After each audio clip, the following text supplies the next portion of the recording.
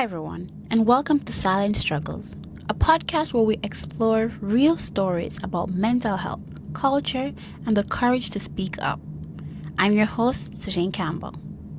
In today's episode, we're diving into what it's like growing up in a country where mental health isn't always seen as a real issue, where people might say, "You're just being dramatic," or pray about it, instead of offering real support. My guest today is Sidnal Blessing, who's originally from Congo. She'll be sharing her personal experience navigating mental health challenges in a place where this topic is often ignored, and how her journey has changed since moving to Canada. Hello, Sidnal. Thank you so much for joining us today. Hi, thank you for having me. So we're just going to start by asking you a few questions. Could you start by telling me a little bit more about yourself and where you're from? Okay. Hi, everyone. My name is Sidnal Blessing Longuma. I am Congolese from the Democratic Republic of Congo. I am 19 years old, and I am studying at St. Thomas University. Thank you, Sidnal. Growing up, how was mental health talked about or not talked about in your community or family?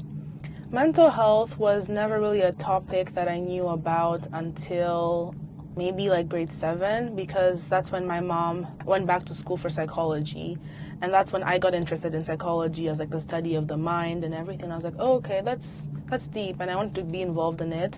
Little did I know that I would personally go through something similar to the subject, because I wanted to be a therapist in grade 7. But mental health was not really talked about. It was barely talked about until after my mom went back to school for psychology.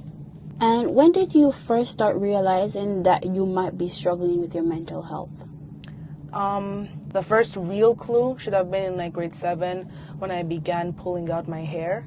I have trichotillomania, which many people don't know about. It is an anxiety disorder that makes you like pull out your hair. Can be anywhere, but mine was right close to my ears where my hands could reach.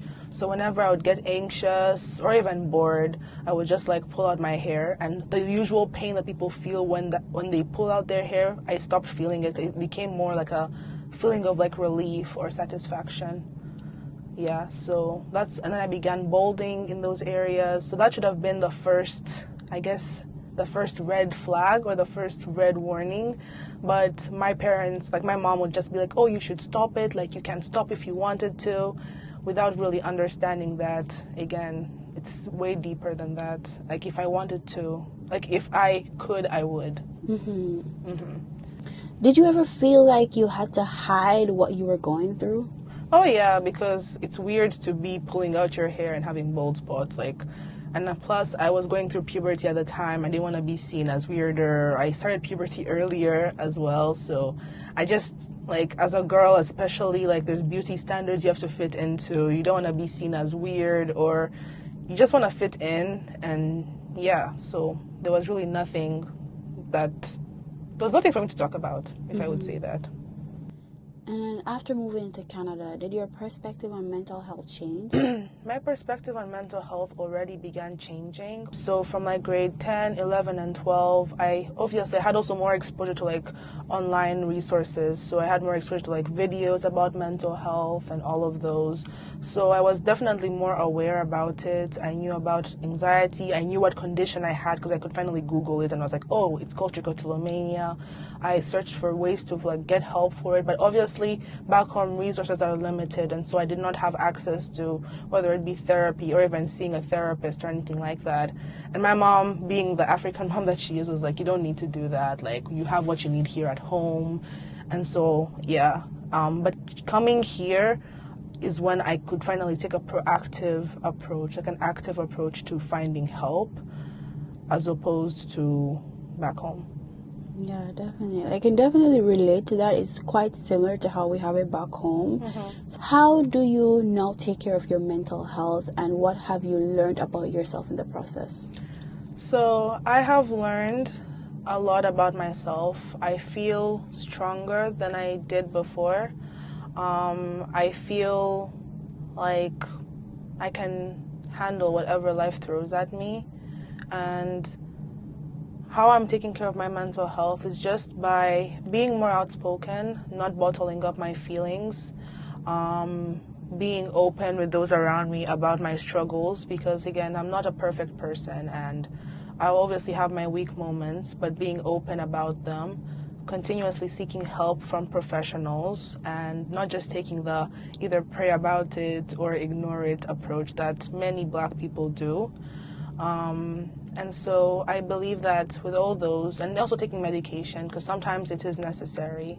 So just doing all those to take care of myself, learning how to balance school, work, relationships, and also as a Christian, praying about it also helps. As much as I believe that God gave us doctors for a reason, it's also just nice to connect with Him on a personal level. So yeah. Amazing. I'm really happy to hear that you're putting those methods in place to, better your mental health and take care of yourself. It's really, really commendable. Thank you. And if someone listening today from a country or culture that doesn't see mental health as real, what would you want to say to them? I would want to tell them my personal experience with mental health this summer. I would want them to understand that, again, as I said, it's very real. And you may never understand it unless you truly go through it, but it's worth putting the effort to learn about it, because so many people are struggling, like so many people. Even on our campus right now, some people are on medication. And the stigma that people put around it and labeling people as either crazy or as not strong enough, all of that just draws people farther away from finding help. So I would tell them that, and I would hope that they would also take their time to understand the true plea of mental health. Thank you so much, Sidnal, for sharing such an honest and powerful story. Conversations like this remind us how important it is to create spaces for mental health awareness, no matter where we're from. If you enjoyed this episode, be sure to share it with someone who might need to hear it. You can find more episodes of Silent Struggles on Spotify. I'm your host, Sashane Campbell, and this has been Silent Struggles. Remember, your feeling is valid and your story matters.